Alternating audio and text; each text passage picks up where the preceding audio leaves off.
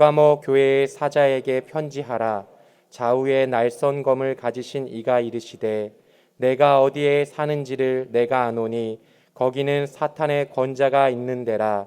내가 내 이름을 굳게 잡아서 내 충성된 증인 안디바가 너희 가운데 곧 사탄이 사는 곳에서 죽임을 당할 때에도 나를 믿는 믿음을 저버리지 아니하였도다. 그러나 내게 두어 가지 책망할 것이 있나니 거기 내게 발람의 교훈을 지키는 자들이 있도다. 발람이 발락을 가르쳐 이스라엘 자손 앞에 걸림돌을 놓아 우상의 제물을 먹게 하였고 또 행음하게 하였느니라. 이와 같이 내게도 니골라 당의 교훈을 지키는 자들이 있도다. 그러므로 회개하라. 그리하지 아니하면 내가 내게 속히 가서 내 입의 검으로 그들과 싸우리라. 귀 있는 자는 성령이 교회들에게 하시는 말씀을 들을지어다. 이기는 그에게는 내가 감추었던 만나를 주고 또 흰돌을 줄 터인데 그 돌 위에 새 이름을 기록한 것이 있나니 받는 자밖에는 그 이름을 알 사람이 없느니라. 아멘. 오늘 말씀의 제목을 한번 따라 하실까요? 뿌리 깊은 나무가 되라. 얼마 전에 뉴스를 보는데 최근에 이 카카오톡과 같은 SNS를 통한 사기가 급증하고 있다. 그런 내용이었습니다. 그 중에 한 가지가 한 번도 만난 적이 없는 사람인데 이제 문자를 주고받다가 남자에게는 미모의 여성의 사진을 보내고 또 여자에게는 잘생긴 남자 사진을 보내면서 내가 당신을 사랑한다. 당신과 결혼하고 싶다. 그러면서 내가 지금 해외에 있는데 당신에게 선물을 보내고 싶으니까 택배비와 통관비를 입금해 달라. 이런 거에 누가 넘어갈까 싶은데 200명 중에 40명이 당했다고 합니다. 피해 금액이요 6억 5천만 원. 로맨스를 이용한 사기였습니다. 이 인터넷과 SNS가 우리에게 편리함을 가져다 주었지만 그와 함께 이런 유혹이 도사리고 있다는 거예요. 여러분, 우리가 살고 있는 이 시대는 유혹의 시대라고 할 수 있습니다. 거리에 나가도 또 TV를 봐도 또 컴퓨터와 휴대폰으로 몇 번만 클릭을 하면 우리의 눈과 마음을 사로잡는 것들이 쏟아져 나옵니다. 자, 성경을 보면 유혹에 넘어진 사람들의 이야기가 있지 않습니까? 그런데 우리가 주목해 봐야 될 것은 그들이 하나님을 모르는 사람들이 아니라 하나님을 잘 아는 사람들이었다는 거예요. 삼손이나 다윗은 성적인 유혹, 이성의 유혹에 넘어졌고 또 아간은 물질의 유혹에 넘어졌습니다. 하나님께 드려야 되는 은과 금, 그리고 신할산의 외투 한 벌, 요즘으로 하면 명품 코트에 마음을 빼앗겨서 빼돌렸어요. 여러분, 아간도 홍해를 건넌 사람이고 하나님께서 내려주시는 만나와 메추라기를 먹어본 사람 아닙니까? 하나님 살아계시다는 것을 아는 사람이었지만 유혹에 넘어진 것입니다. 이 유혹의 문제는 믿는 사람들도 예외가 아니고 예나 지금이나 크게 달라진 것이 없다는 것이죠. 자, 말씀으로 떠나는 여행, 오늘은 세 번째 버가모 교회에 주신 말씀입니다. 당시에 버가모라는 곳이 어떤 곳이었는지를 알게 해주는 말씀이 13절에 나옵니다. 내가 어디에 사는지를 내가 아노니 거기는 사탄의 권좌가 있는 데라. 사탄의 왕좌가 있는 데라. 당시에 버가모에는 여러 신전들이 있었습니다. 이방 신을 섬기는 신전들이 있었어요. 가장 세속화된 우상 숭배의 도시였습니다. 그런 곳에서 몇 안 되는 크리스찬들이 믿음을 지키며 산다는 것이 얼마나 힘들었겠습니까? 그럼에도 불구하고 버가모의 성도들은 그런 분위기에 휩쓸리지 않고 그 유혹에 넘어지지 않고 믿음을 지킨 거예요. 그래서 주님께서 칭찬하십니다. 13절 내가 내 이름을 굳게 잡아서 내 충성된 증인 안디바가 너희 가운데 곧 사탄이 사는 곳에서 죽임을 당할 때에도 나를 믿는 믿음을 저버리지 아니하였도다. 순교자가 나왔음에도 믿음을 버리지 않았다는 거예요. 그런데 모든 사람들이 믿음을 지킨 게 아니었습니다. 유혹에 넘어진 사람들이 있었어요. 그래서 책망의 말씀을 이어서 하십니다. 14절입니다. 그러나 내게 두어 가지 책망할 것이 있나니 거기 내게 발람의 교훈을 지키는 자들이 있도다. 발람이 발락을 가르쳐 이스라엘 자손 앞에 걸림돌을 놓아 우상의 제물을 먹게 하였고 또 행음하게 하였느니라. 발람의 교훈 15절입니다. 이와 같이 내게도 니골라 당의 교훈을 지키는 자들이 있도다. 자, 두 가지가 나오죠. 발람의 교훈과 니골라 당의 교훈. 이 두 가지는 당시에 버가모에 있었던 대표적인 유혹이었습니다. 먼저 발람의 교훈입니다. 구약성경 민수기를 보면 이 발람은 발락이 내놓은 제물에 눈이 어두워져서 죄를 지은 사람이죠. 베드로전서를 보면 불의의 삭슬 사랑함으로 멸망한 자라고 말하고 있습니다.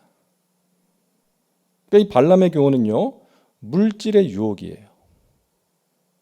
큰 유혹 아닙니까? 그리고 니골라당의 교훈입니다. 이것은 당시에 있었던 이단입니다. 그러니까 어떤 가르침을 폈냐하면 우리의 육체는 원래 악하기 때문에 육체가 원하는 대로 살아도 그것은 죄가 아니다.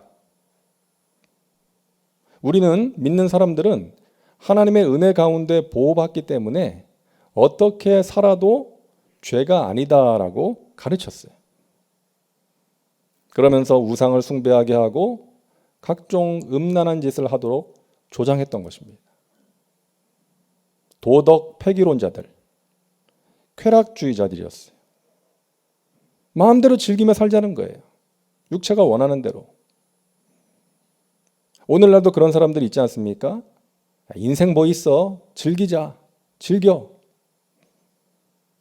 마음대로 육체가 원하는 대로 살자는 것이죠. 여러분, 두 가지 대표적인 유혹입니다. 물질의 유혹과 쾌락의 유혹이에요.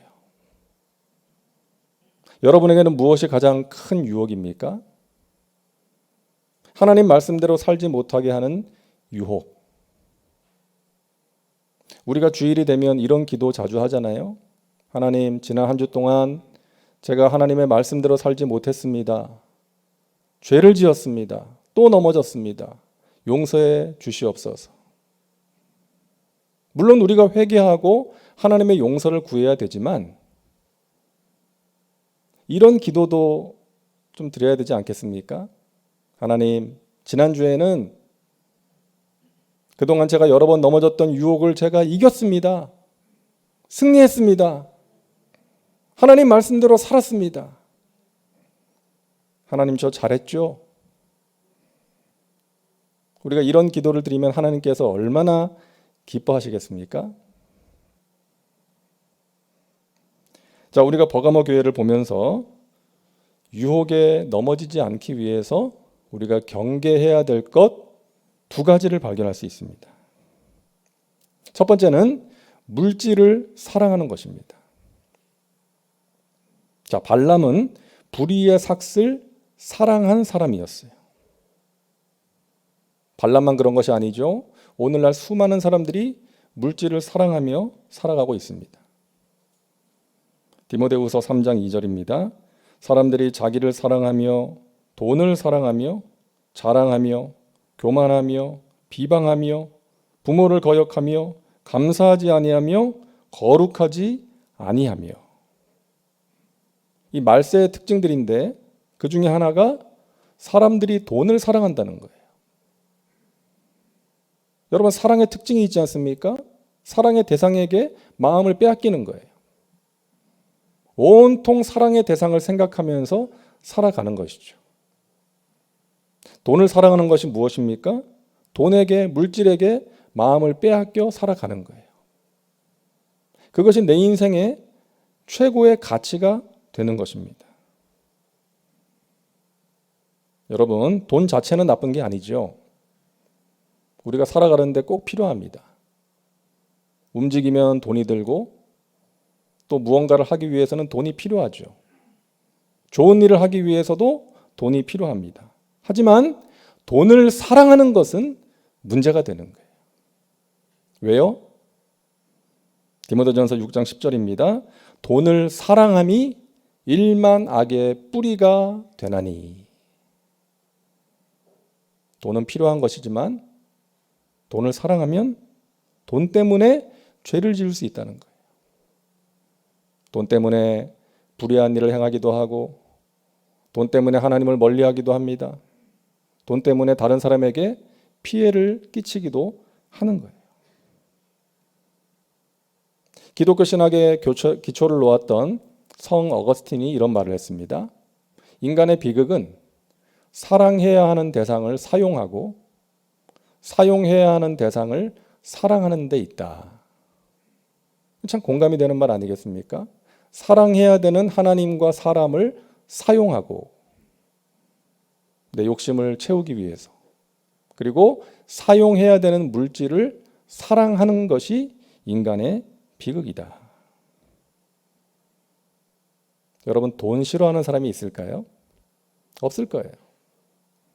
하지만 사랑하면 안 된다는 것입니다. 그것이 내 마음을 사로잡는 최고의 가치가 되어서는 안 된다는 것이죠. 이런 책이 있더라고요. 예수님 다음으로 돈이 좋아요. 어떻게 보면 솔직한 표현이죠. 예수님 다음으로 돈이 좋아요. 그나마 다행인데 예수님보다 돈이 더 좋아요가 되면 곤란한 것입니다. 그죠? 제가 터키에 있을 때 어떤 분 사업장에 신방을 갔습니다. 이제 사무실을 확장해서 이전했다고 그래가지고 신방을 갔는데 이제 그분이 저한테 그러는 거예요. 저는 요즘 돈 버는 생각하면 잠이 안 옵니다. 막 자다가도 아이디어가 떠올라서 잠을 깬다는 거예요. 그 일에 대한 열정이 대단한 분이었습니다. 근데 그분의 말을 듣고 있는 제 마음이 별로 안 좋았어요. 왜냐하면 일에 대한 열정, 돈 버는 거에 대한 열정은 많이 있었지만 하나님에 대한 열정은 찾아보기 힘든 분이었기 때문이에요. 돈 버는 것 때문에, 일하는 것 때문에 주일 예배도 드리지 못할 때가 많이 있었어요. 영혼이 잘 돼야 되는데 그렇지 못한 분이었어요. 예수님보다 돈이 더 좋아요가 된 거 아니겠습니까? 제가 안타까운 마음으로 기도해 드렸던 그런 기억이 있습니다. 사랑하는 여러분, 우리가 돈을 벌기 위해서 일을 해야 되는데 그럴 때에 염두에 두어야 하는 4가지가 있습니다. 우리가 꼭 생각해야 되는 것. 첫째는 여러분 건강을 생각하셔야 돼요. 우리가 열심히 일을 해야 되지만 밤낮 가리지 않고 일을 해서 우리 몸을 상하게 하면 안 된다는 것입니다. 우리가 건강을 생각한다고 해서 건강한 것은 아니겠지만 또 어쩔 수 없이 그럴 수밖에 없는 상황에 처할 수도 있지만 하나님이 우리에게 주신 이 육체를 건강하게 잘 관리해야 될 책임이 우리에게 있다는 것입니다. 자, 둘째로 가족을 생각하셔야 돼요. 돈 버는 일에만 몰두해서 살다 보면 가정이 망가지는 경우가 많죠. 특히 자녀들이 상처를 받더라고요. 요즘은 많이 달라지긴 했지만 이 가장들이 일 때문에 이 자녀들이 성장할 때 이 인격 형성이 되는 시기에 충분히 함께하는 시간을 갖지 못할 때가 많지 않습니까? 그러다 보니까 이 아버지와 자녀들 간의 친밀감이 부족하고 소통이 안 되는 경우가 많아요. 예전에 어느 광고를 보니까 어린아이가 아빠가 출근하는데 아빠 또 놀러 오세요 그러잖아요. 그러니까 아빠가 우리 집에 같이 사는 사람이 아니라 놀러 온 사람으로 생각하는 것이죠. 세 번째, 의를 생각하셔야 됩니다. 의. 정직하게 돈을 벌어야 한다는 것이죠. 부정하게 번 돈은 나중에 대가를 꼭 지불하게 된다는 거예요. 잠언 20장 21절입니다. 처음에 속히 잡은 산업은 마침내 복이 되지 아니하느니라. 16장 8절입니다. 적은 소득이 공의를 경하면 많은 소득이 불의를 겸한 것보다 나으니라. 의롭게 돈을 벌어라. 마지막 네 번째로 여러분 영적 성장을 생각하셔야 됩니다. 어떤 경제적인 성장, 직장에서의 승진이나 사업이 번창하는 것에 대한 목표만 가지고 있는 것이 아니라 그보다 중요한 목표, 영적 성장을 위한 목표를 가지라는 거예요. 예배와 말씀과 기도, 전도에 대한 목표입니다. 돈을 번다고, 일이 바쁘다고 예배를 소홀히 하거나 말씀과 기도 생활을 게을리하면 안 된다는 것이죠. 여러분, 진정한 복은 하나님을 가까이 하는 것이라는 것 기억하시기를 바랍니다. 영혼이 잘 되는 것이 가장 중요하다는 것 기억해야 돼요. 그 사람이 돈을 사용하는 것을 보면 돈에 대한 그 사람의 마음을 알 수가 있습니다. 남에게 베푸는 데는 인색하면서 받는 데에만 관심을 기울이는 사람은 돈을 사랑하는 사람일 가능성이 높은 거예요. 자, 여러분, 주윤발이라는 유명한 홍콩 배우 아시지 않습니까? 이 사람이 얼마 전에 자신의 전 재산을 기부했대요. 무려 8,100억 원. 그 재산을 기부했어요. 이런 말을 합니다. 그 돈을 영원히 가질 수는 없는 거잖아요. 어느 날 세상을 떠나고 나면 다른 누군가가 쓰게 남길 수밖에 없잖아요. 지금 은행에 들고 가서 넣어둔다고 해도 죽고 나면 그 돈을 가져갈 수는 없지 않습니까? 당신이 떠나고 나면 그 돈을 누구에게 줄 것인지 생각해 봐야 하는 거죠. 그 돈을 꼭 필요한 사람들에게 전해주면 좋지 않을까요? 저랑 성이 같아서가 아니라 존경스럽더라고요. 여러분, 사람들에게 귀한 메시지를 던진 거예요. 자기를 위해서 쌓아놓는 물질이 아니라, 재물이 아니라 다른 사람을 위해서 쓰여지는 물질이 의미가 있다. 그것이 복이다. 빌리그레암 목사님이 이런 말씀하셨습니다. 재물을 먼저 하나님 나라로 보낼 수는 있다. 그러나 가지고 갈 수는 없다. 우리가 잘 아는 내용이잖아요. 우리가 하나님의 나라와 영광을 위해서, 또 하나님의 뜻에 따라 주님의 몸된 교회를 위해서, 복음 전도를 위해서, 또 어려운 이웃을 위해서 재물을 사용하면 그것이 하나님 나라로 보내지는 거예요. 하늘에 쌓여지는 거죠. 하지만 재물을 우리가 가지고 갈 수는 없다는 것이죠. 사랑하는 여러분, 열심히 일해서 돈을 버시고 그 돈을 의미 있게 잘 쓰는 지혜로운 사람들 되시기를 바랍니다. 이 세상이나 세상의 것들이 아니라 하나님을 더욱더 사랑하고 가까이 하며 하나님이 주시는 은혜와 세상에 줄 수 없는 평강, 신령한 복을 누리며 살아가는 저와 여러분 모두가 되시기를 주님의 이름으로 축원합니다. 자, 둘째로 우리가 경계해야 되는 것은 쾌락을 따라 살아가는 것입니다. 니골라당의 교훈은 한마디로 쾌락주의예요. 야, 인생 뭐 있냐? 즐겨라. 즐겨라. 여러분, 우리가 즐겁게 사는 것은 하나님의 뜻입니다. 항상 기뻐하라고 하셨잖아요. 너의 평생의 모든 날에 사랑하는 가족과 함께 즐겁게 살지어다라고 말씀하십니다. 그리고 즐겁게 살아야 돼요. 힘든 생활 가운데 우리에게 즐거움을 주는 일이 있어야 됩니다. 몸과 마음이 지칠 때, 힘들 때 활력을 줄 수 있는 또 취미 생활도 필요해요. 하지만 거기에 빠져서는 안 된다는 것입니다. 제가 아는 어떤 분이 예전에 한창 그 부동산에 빠져 있었어요. 부동산 투자하는 데에 정신이 팔려서 살아갈 때가 있었는데, 하루는 이제 누구를 만나려고 커피숍에 갔는데, 그 옛날에는 테이블마다 그 설탕하고 프림을 담아놓은 통이 있었잖아요. 직접 타서 먹도록. 근데 보니까 프림이 없더래요. 종업원을 불러서 프림 주세요 그래야 되는데 프리미엄 주세요 그랬대요. 그래서 자기가 그런 자신의 모습을 보면서 웃기기도 했는데 정신이 번쩍 났더라는 거예요. 내가 요즘 제정신이 아니구나. 내가 여기에 빠져 있었구나. 여러분, 현대인들에게 심각한 문제 가운데 하나가요, 중독입니다. 중독. 알코올 중독, 또 일 중독, 게임, 스마트폰. 스마트폰을 그냥 수시로 습관적으로 들여다보는 사람들. 막 찾기를 건너면서도 들여다보고, 손에서 떨어지면 불안하고,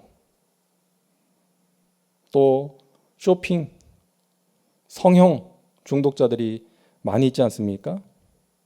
여러분, 그만큼 마음이 공허하다는 거예요. 그 마음의 공허감을 달래기 위해서 시작한 일이 중독이 되는 것입니다. 나를 사로잡는 거예요.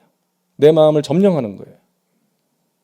그 무엇과도 바꿀 수 없는 인생의 낙이 되어버리는 것입니다.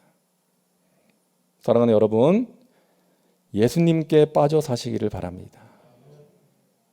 우리가 예수님께 중독이 되면 아무런 문제가 없어요. 마음이 공허할 때 여러분, 예수님을 찾으시기를 바랍니다. 마음이 공허하고 답답하고 우울해질 때 예수님께 나아가 주님이 주시는 은혜를 사모함으로, 주님, 제가 은혜 아니면, 주님이 주시는 은혜가 아니면 살아갈 수 없습니다. 제가 이 세상의 그 무엇과도 주님을 바꿀 수 없습니다. 예수님을 찬양하고 예배하고 기도하는 것이 저와 여러분의 소중한 낙이 될 수 있기를 바랍니다. 이 물질과 쾌락의 유혹에 넘어진 사람들에게 주님께서 주시는 권면의 말씀이 16절입니다. 그러므로 회개하라. 그리하지 아니하면 내가 내게 속히 가서 내 입의 검으로 그들과 싸우리라. 회개하라는 거예요. 필립 얀시가 놀라운 하나님의 은혜라는 책에서 이렇게 말합니다. 영적 성숙의 증거는 순결함의 정도가 아니라 자신의 불순함을 인식하는 데 있다. 바로 그 인식이 은혜의 문을 연다. 사람은 두 종류로 나뉜다. 죄인과 의인으로 나뉘는 것이 아니라 두 종류의 죄인으로 나뉜다. 자기 잘못을 인정하는 죄인과 인정하지 않는 죄인이다. 여러분, 참 중요한 말입니다. 자신의 불순함을 인식하는 것이 은혜의 출발이라는 거예요. 많은 사람들이 자신의 모습을 몰라요. 자신의 모습을 보지 못합니다. 그리고 다른 사람을 판단하고 정죄하는 데 바쁜 거예요. 영적으로 성숙한 사람은 그렇지 않다는 것입니다. 자기의 허물에 민감하게 반응합니다. 자기의 죄와 허물을 깨닫고 하나님께 나아가서 깨끗한 그릇이 되기를, 그러함으로 하나님이 주시는 신령한 복과 은혜를 받아 누리고 귀하게 쓰임받기를 사모하며 구하는 것입니다. 저는 모태신앙인데요. 이제 어릴 때부터 이제 교회를 다녔는데, 이제 교회에서 듣는 말 가운데 좀 거슬리는 말이 있었거든요. 뭔가 하면 자꾸 죄인이라 그러는 거예요. 그죠? 교회에서는 죄인이라 그러잖아요. 내가 무슨 죄를 그렇게 지었다고, 나는 착하게 살고 있는데. 이제 그러다가 제가 중학교 3학년 때 이제 큰 사고를 통해서 이제 주님을 인격적으로 만났거든요. 그때 내가 왜 죄인인지를 깨달았습니다. 하나님 무시하고 사는 게 죄더라고요. 하나님 무시하고 사는 것. 내가 교회를 열심히 다니고 하나님을 믿는다고 하면서 하나님과 상관없이 산 거예요. 하나님 살아 계시다라고 믿는다고 하면서 하나님 안 계신 것처럼 산 거예요. 여러분, 그것이 성경이 말하는 죄입니다. 하나님께서 무엇을 악하게 보십니까? 하나님 안 계신 것처럼 사는 거예요. 하나님을 두려워하지도 않고 자기 마음대로, 그냥 내 마음대로 육신을 따라서, 욕심을 따라서 살아가는 거예요. 세상의 신들을 섬기면서 물질의 신, 성공의 신, 쾌락의 신을 섬기면서 하나님과 상관없이 살아가는 것, 그것이 죄라는 거예요. 근데 성경을 가만히 보니까요, 인간들이 원래 그래요. 하나님의 계획과 의도대로 살지 않아요. 살인하고 간음하고 미워하고 싸우고. 그래서 이 세상과 모든 인간들은 심판의 대상인 것입니다. 절망이죠. 근데 하나님께서 그런 세상에, 그런 절망적인 세상에 희망을 주셨어요. 바로 예수 그리스도. 그분을 믿음으로 구원을 받는 것입니다. 영원한 죄와 형벌과 저주에서 자유케 되는 거예요. 할렐루야. 우리가 그러한 은혜를 받은 사람들인 줄로 믿습니다. 여러분, 예수 믿고 구원받는다는 것을 다른 표현으로 하면 하나님 나라의 백성이 되는 거 아닙니까? 하나님 나라의 백성이 되는 것은 단지 죽어서 천국 가는 차원이 아니에요. 내가 죽으면 천국 갈 수 있는 티켓을 예약했으니까 이제 됐어. 이게 아니라는 거예요. 여러분, 하나님 나라의 백성은 이 땅에서 하나님의 통치 가운데 살아가는 사람입니다. 하나님의 다스림을 받으면서 살아가는 거예요. 내가 내 인생의 왕이요 주인이 아니라 하나님을 내 인생의 왕으로, 주인으로 모시고 살아가는 거예요. 이 땅에 발을 붙이고 살고 있지만 이 세상의 가치관을 따라 살아가는 것이 아니라 하나님 나라의 가치관, 하나님의 말씀을 따라 살아가는 것입니다. 그 하나님의 말씀이 내 법이 되는 거예요. 내 인생의 법이 되는 것입니다. 그러므로 나를 통해서 하나님의 나라가 확장되고 나를 통해서 하나님 나라의 백성이 늘어나는 것입니다. 사랑하는 여러분, 하나님 나라의 백성이 되셨습니까? 놀라운 변화요 은혜인 거예요. 하나님께 등 돌리고 살다가 하나님을 바라보는 것입니다. 내가 내 인생의 주인으로 살다가 주님을 내 인생의 주인으로 모시는 거예요. 내 힘과 능력만으로 살다가 주님의 능력을 의지하며 그분의 능력으로 살아가는 것입니다. 내 기쁨만을 구하며 살다가 주님의 기쁨을 구하며 살게 되는 거예요. 나의 생명, 나의 소망 되시고 나의 능력 되시는 주님을 의지하며 주님의 도우심과 능력으로 승리의 삶을 살아가는 것입니다. 그 하나님께 깊이 뿌리를 내리고 살아가는 거예요. 그런 사람이 하나님 나라의 백성인 것입니다. 여러분, 사막 사진 한번 보세요. 보기만 해도 아주 뜨겁지 않습니까? 60도까지 올라간대요. 60도. 그러니까 우리가 참 상상하기 힘든 뜨거움이에요. 그런데 이런 사막에서 자라는 식물이 있다는 것입니다. 이 사막 식물들의 공통점은 뿌리를 깊이 내린다는 거예요. 이 메스키트라는 넝쿨 비슷한 식물이 있는데요. 이 식물은 그 사막의 모래 아래 30m까지 뿌리를 내린답니다. 30m. 그래서 수분을 흡수하기 때문에 그 뜨거운 사막에서도 살아남는다는 거예요. 여러분, 우리가 살고 있는 이 세상 만만치 않습니다. 그죠? 뜨거운 바람이 불어오는 세상, 그 유혹들이, 그 뜨거운 유혹이 장렬하는 그런 세상을 우리가 살고 있습니다.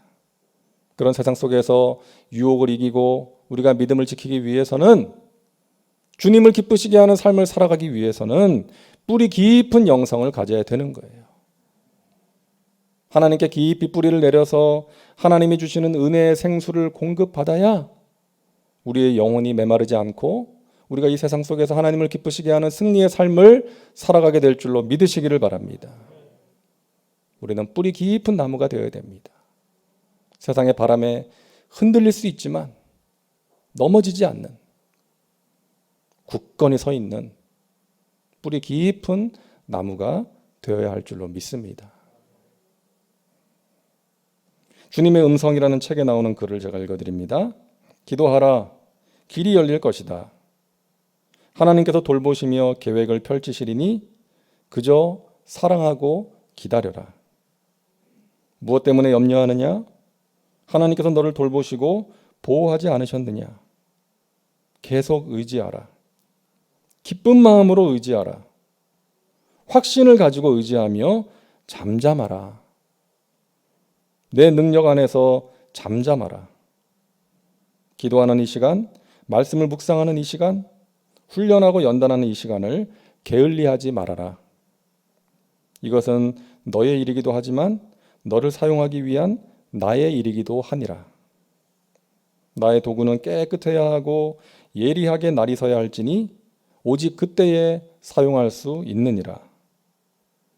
어떤 희생을 치르더라도 너 자신을 훈련하여 최선의 상태로 만들어라. 이렇게 할 때 너의 모든 찰나의 생각들조차도 응답받을 것이며 너의 모든 소망이 채워질 것이며 내 모든 행동이 쓰임받을 것이다. 모든 해로운 생각들을 거부하라. 사랑하는 여러분, 하나님께 깊이 뿌리를 내린 뿌리 깊은 나무가 되시기를 주님의 이름으로 축원합니다. 요즘 코로나로 인해서 많은 것들이 제한되고 있는데요. 이럴 때 우리가 영적으로 느슨해질 수 있고 나태해질 수 있는데 여러분 자신의 영적인 상태를 최선의 상태로 유지하기 위해 항상 깨어 노력하시기를 바랍니다.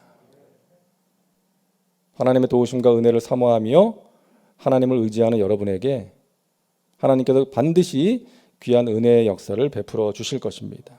여러분을 붙들어 주십니다. 가장 좋은 길로 인도해 주십니다. 그 주님이 베푸시는 은혜와 평강과 신령한 복으로 이 세상에서 여러분 유혹을 이기고 마귀의 공격을 이기고 하루하루 승리하시기를 주님의 이름으로 축원합니다. 기도합니다. 좋으신 하나님 감사합니다. 우리를 택하셔서 하나님의 자녀 삼아 주시고 하나님 나라의 백성으로 살아가게 하시니 감사합니다. 우리가 연약해서 자주 넘어집니다. 하지만 주님, 우리 연약함을 도우시는 보혜사 성령님으로 충만케 하셔서 우리가 자주 넘어지는 그 유혹을 이기고 승리케 하여 주옵소서. 그러함으로 하나님 마음에 기쁨을 드리게 하시고 우리 주위의 사람들에게 선한 영향을 끼치며 나로 인해서 하나님의 나라가 확장되고 하나님 나라의 백성들이 늘어나는 것을 볼 수 있게 하여 주옵소서. 예수님의 이름으로 기도하옵나이다. 아멘.